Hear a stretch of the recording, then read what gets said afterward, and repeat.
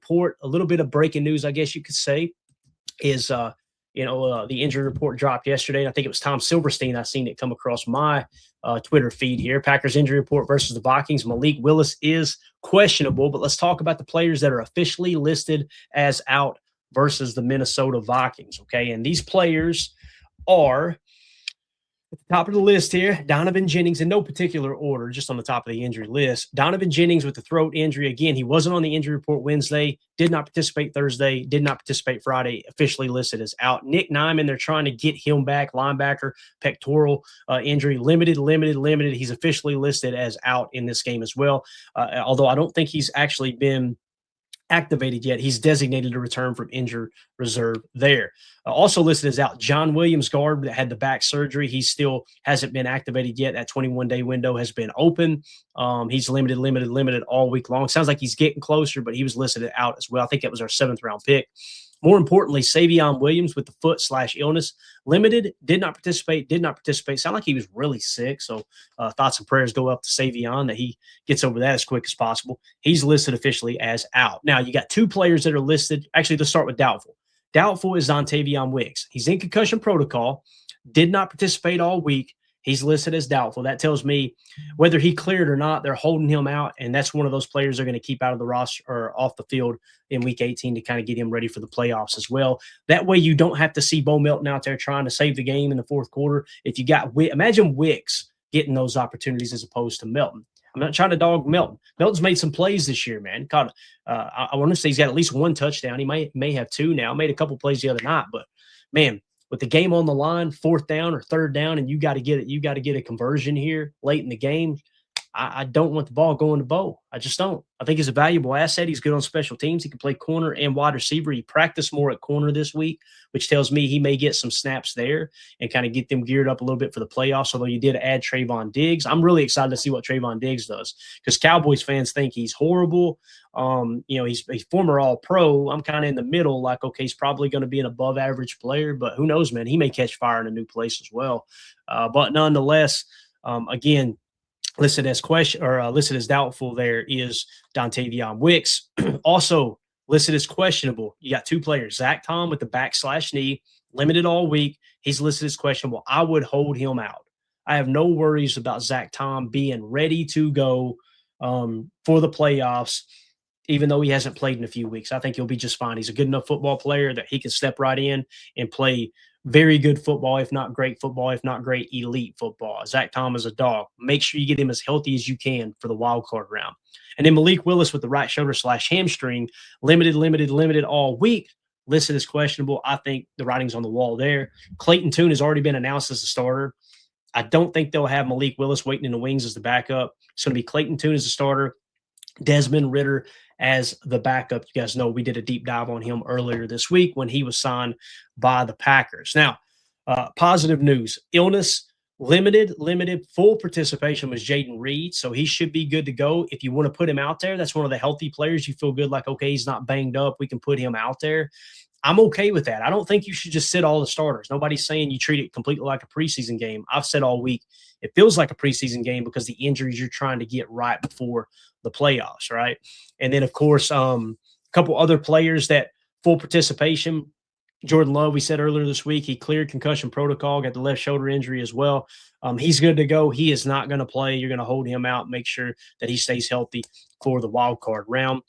Josh Jacobs with the knee/ankle, limited, full participation, no game status. Hold him out.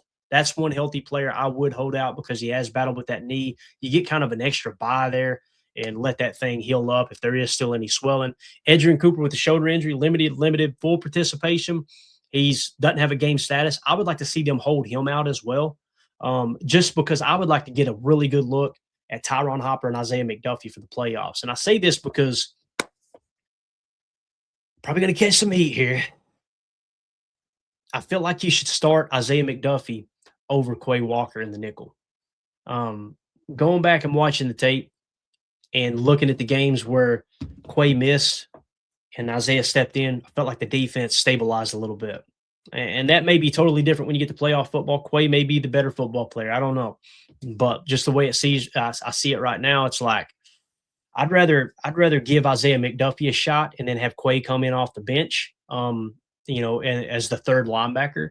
I just want to see what that looks like. And again, I know I'm going to catch a lot of hell for that, but that passer rating when targeted is the roughest thing. The PFF is bad enough, the 140. I'm kind of like, you know what? I don't know if I fully trust PFF. I'm kind of in the middle of the road there. I love talking about, love including it in our breakdowns because it's good to get an extra set of eyes or multiple sets of eyes, even though we don't know who they are and what their credentials are. We've heard they're Uber drivers and this and that are grading the tape. That scares the hell out of me. But when you look at the combination of the PFF grade and the passer rating when targeted, the stops looks good, right? With him grading out whatever he was, tied for 28th or whatever it was. But on top of that, there was a couple times in that game last week where it was just like, we keep saying Quay's strength is his physical ability, right? His elite athleticism. And then there was one time in particular that we watched Snoop Huntley scramble to the left. Quay squared up. Quay's got his eyes on him the whole time. And Quay couldn't run him down to the sideline before he got the first down. It's like, okay, that's supposed to be one of his superpowers, right? Is his elite athleticism. And you don't see it making a difference on the football field because the processing isn't there, So that's how I would feel there. I don't know how you guys feel about that. Fire that into the chat too. I want to know how y'all feel about Quay versus McDuffie. Would you rather have Quay out there than McDuffie? And this might be the last hoorah for Quay. Maybe a little extra motivation because it sounds like they may part ways if he gets a better offer in free agency, right? There's always a chance that he hits free agency and he doesn't get the offer he wants and the Packers are the best offer, or it's close enough that he doesn't have to pack up and move from Green Bay, right? So he could be back, just probably not at the number that his camp wants, right? So, again, Edgerrin Cooper, I would hold him out. Aaron Banks limited all week. If he's good to go and there's officially no game status, I would put him out there. He needs all the reps he can get, because that's just been some bad tape to watch this year too. So I hate to be negative there, but that's truly how I feel, and I feel like you guys deserve my honest opinion, whether it's valuable or not. All right, next, the Vikings injury report. They have 4 players listed as out, and let's start with Gavin Bartholomew, tight end. He's been not activated, but he's returned to practice from injured reserve or the PUP list. He's officially listed as out. TJ Hockenson, the tight end with the shoulder injury, did not participate all week. He's officially out, so they're without their number 1 tight end. Aaron Jones with the hip injury did not participate all week. He's officially out. I don't know if you see Aaron Jones as their true number 1 running back or you see Jordan Mason as that. I feel like Jordan Mason is better than Aaron Jones at this point in Aaron Jones's career. And you guys know I love Jonesy, but that's just kind of how I see that there. But nonetheless, Aaron Jones being out of the game, that doesn't make the Vikings better this week. That definitely makes them worse. He's a leader. He can make plays. He's still a good football player. Let's see. The other one out, Miles Price, wide receiver with the ankle injury. He's officially is out. Now, questionable, you've got Dwight McLaughlin, cornerback with the hip injury. Was not listed Wednesday and Thursday. He must have tweaked it on Thursday, and then Friday popped up as a limited. He's questionable. That means a 50-50 shot there. J.J. McCarthy, full participation. Sounds like with that right hand injury, he's going to be good to go. Whether he start, actually, now they announced he was not going to start, right? You guys let me know in the chat real quick. Didn't I read somewhere that J.J. McCarthy was not starting in this game? Is that what you guys heard as well? I think that was the final say there that they had. But nonetheless, he is listed on the injury report, but with no game status there, which you think they would say out. I want to say I heard rumors that he wasn't going to play. I could be wrong there. So a couple other people on the injury report, but no game status. Blake Cashman, linebacker, Javon Hargrave, defensive lineman, he's good to go. Jonathan Allen, defensive lineman, he's good to go. It sounds like limited on Friday, but that was just veteran rest there. Okay, so Donovan Schilling, thank you so much, buddy. He is starting. Okay, cool. There's been so many quarterbacks that have been listed as out and in and out and in. Hell, for us, just our roster, right? It's like, holy cow, every other day there's a new quarterback in Green Bay, and we're talking about them potentially starting. So he is definitely starting, he being J.J. McCarthy. How cool would it be to go out this season resting the players you need to rest for the playoffs, going up against J.J. McCarthy, the guy they handpicked in Minnesota? And I'm hearing rumors now that they are open to signing a veteran quarterback this offseason, almost like kind of putting McCarthy on notice, like, hey, you're really going to have to earn that spot this year. But how cool would it be, even with a banged-up roster, to go into Minnesota in the season on a high note with a win, playing a bunch of backups, and against J.J. McCarthy, just to kind of smack the Vikings fans down one last time? I think that would be absolutely awesome. So with that being said, that is the current injury report there for the Minnesota Vikings. So that's it, guys. That's the final injury report, Packers versus Vikings. Just a little preview there as to some of the players that are going to be in and being out. We'll see how everything shakes out on game day and kind of go in there looking at how that's all going to kind of unfold. J. Cole says, watch out for Rodgers to Minnesota. I'm telling y'all, Jay, before last year, I probably would have agreed with you. I felt like that was a good fit for him. But Aaron's been kind of vocal about that, right? That now he had no plans of going to Minnesota. I honestly think that Aaron learned from Brett's mistake and knows how bad that hurt Brett's standing with the Packer fan base for some time. Now everything kind of seems to be put behind us. I think Aaron doesn't want to go that route. I really do. He loves rooting against the NFC North foes. Now, anything can change. Money can change your mind, right? And that's scary to think about A-Rod, in my opinion, with Justin Jefferson and that receiving core, TJ Hockenson and so on and so forth, right? I personally don't think Rodgers is going to go to Minnesota, but maybe that's wishful thinking, Jay. I hope you're wrong, sir. I hope you're wrong, right? Holmes says, Clay, I think that's a stretch in my opinion.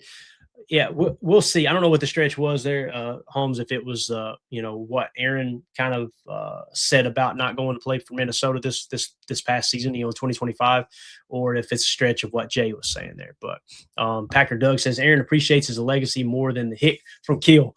All right, there you go. So Brett catches some strays in here. J. Cole does specify here before they get the pitchforks out on him. I hope I'm wrong too. All right, got it, man. Got it. So, and then Deadfish does confirm Vikings set to start McCarthy in Week 18. Listen, it's Packer football. Even though it's got a preseason feel, it's going to be fun to break everything down tomorrow. We will be going live like we always do about an hour and 20 minutes before kickoff. We will get you guys the latest on actives, inactives, all that stuff. We'll show you live shots from Minnesota there and take you right up to kickoff. And then immediately following the game, we'll be doing the PTA post-game show, breaking down all the action, going through the box score, talking about the plays that matter, the players that matter.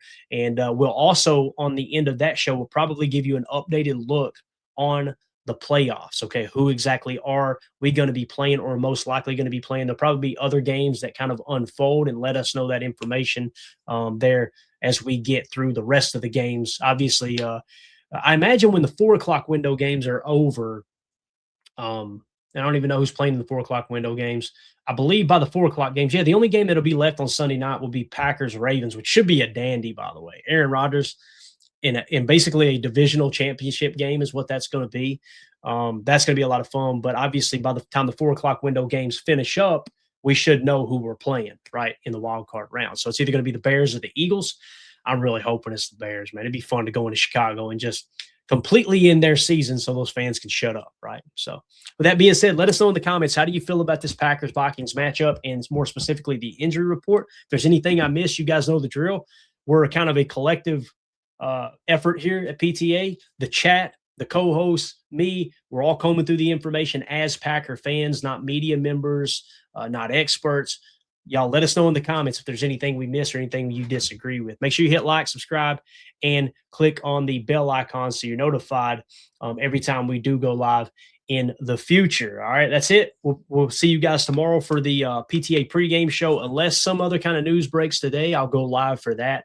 We'll probably just wrap it up there, and we'll see y'all for the pregame show. Make sure you hit like on the way out. Hey, you too, Paige and Dr. Crutch. Have a great Saturday. Let's go watch a little football here. We got the Buccaneers and the Panthers in a divisional championship game. I know it's not been a strong division this year, but that's coming up here in the 4 o'clock window. And then we got another game tonight as well. So we get us a little playoff football, essentially. So, yeah, everybody have a wonderful day. Make sure you hit that like button for me. My name's Clayton. This is PTA. Go Pack, go.